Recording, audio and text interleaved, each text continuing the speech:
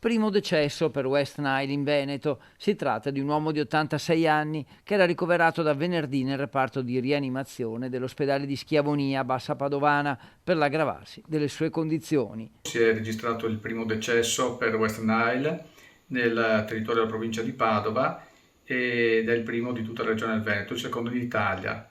Il primo caso si è avuto qualche giorno fa in provincia di Pordenone. Residente nel Piovese, era il terzo caso registrato di pazienti affetti dal virus West Nile trasmesso dalle zanzare e aveva un quadro clinico di fragilità.